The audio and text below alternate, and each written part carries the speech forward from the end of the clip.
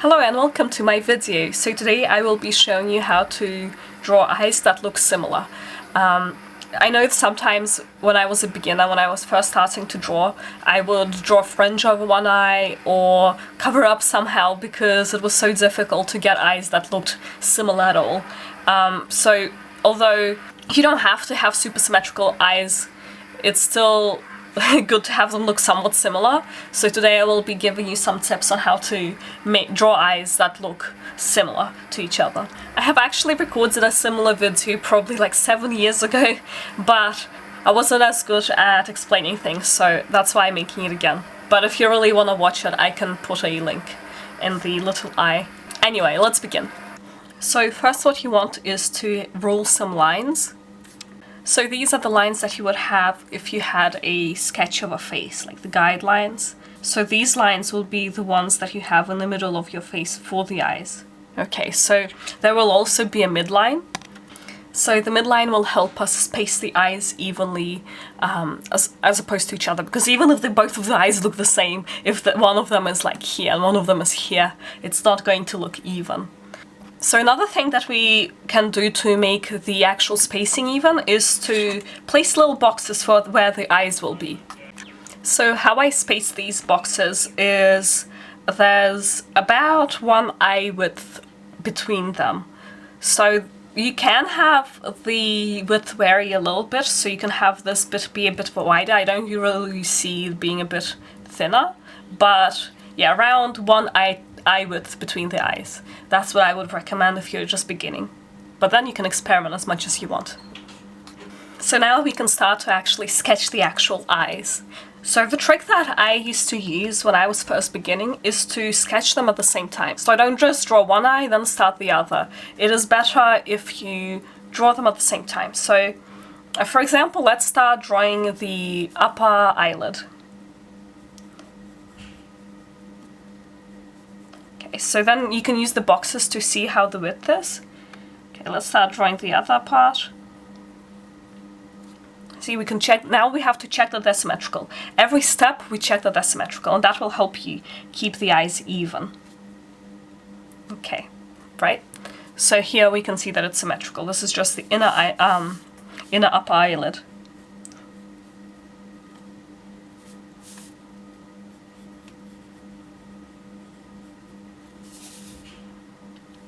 Okay, now we've drawn this part, and we can draw the other eyelid as well.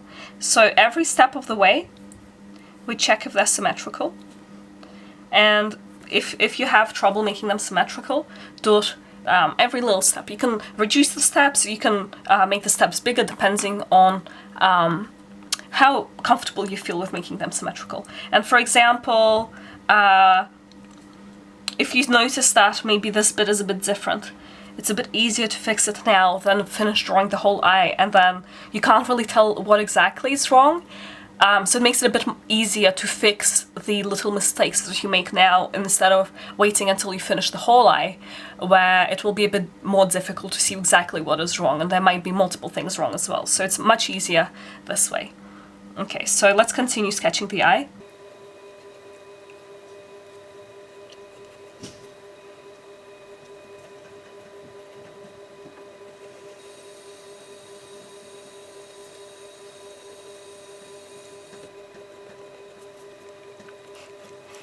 So with this part here, you just have to make sure that it's around the same shape. If it's a little bit not symmetrical, it's okay, but you have to make sure that you're trying to make a mirror image of it. So here we can see this much space here. Let's fix this a little bit more closer to the line.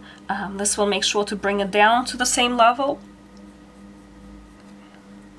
Now we're making this part.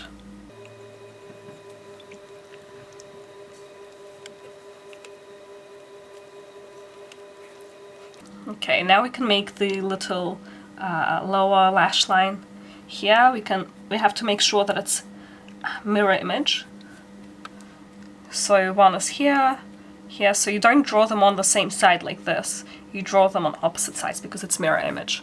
But when we do the highlights, we do them on the same side because the light usually comes from one side. So the highlights actually onto mirror image, and it's good to make sure that they're roughly the same shape and size.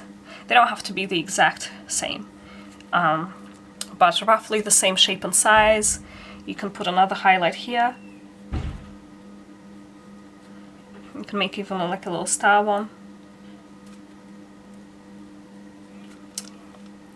The more highlights, the sparklier the eye looks. Okay, for the pupil, it's important to keep the width of the part around it around equal. So you're not drawing it the pupil sideways. It has to be roughly in the middle. So try to make sure that this area here is always the same width.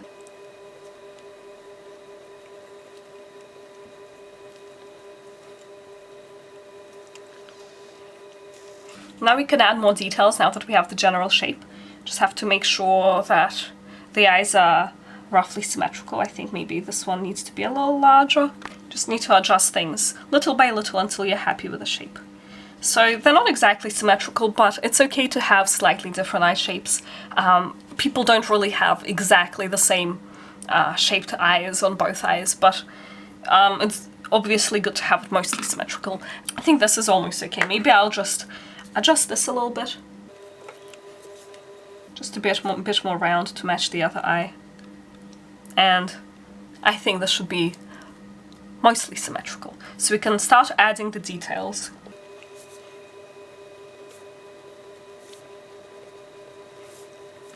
So I just made the eye folds, just look at both sides to make sure that they're roughly similar. With the eyelashes, you don't have to have them exactly symmetrical, but I think just having the number of eyelashes roughly the same and the length of eyelashes roughly the same is the most important part.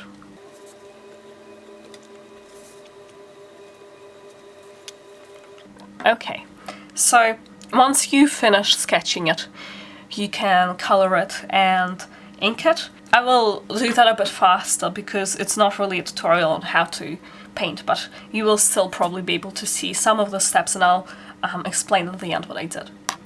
And if you're curious what watercolors I'm using, I think they're actually pretty good for beginners because they're not too expensive, but they're very good quality. I actually did a review of them, so I will link it in the description and the little eye. So if you don't have any watercolors but you're curious about starting, you can check that out.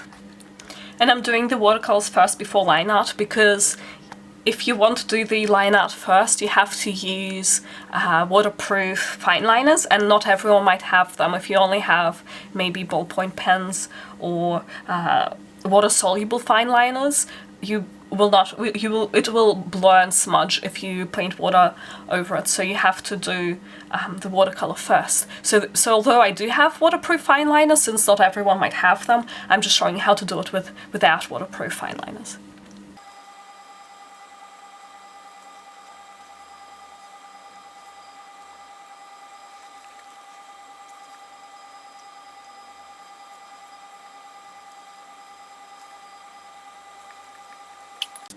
Also, if you're using watercolors, you have to make sure to use the correct paper for it. It doesn't have to be expensive. My paper is actually pretty cheap watercolor paper that I got from a dollar store.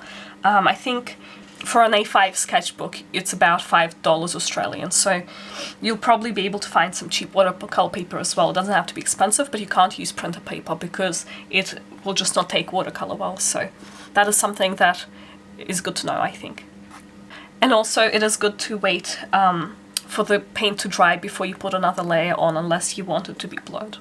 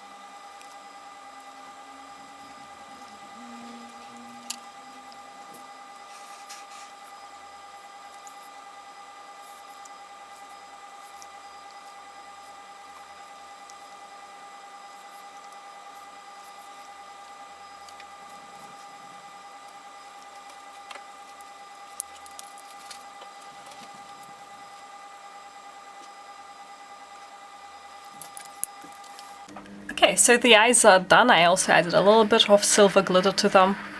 They're obviously not perfectly symmetrical, but that's fine. Don't try to get them exactly symmetrical. That will just take you a very long time. As long as they look similar enough, usually people will not notice. If you like this video, I have plenty more art videos on my channel, so you can check those out if you want. And yeah, thank you for watching, and I'll see you all next time. Bye!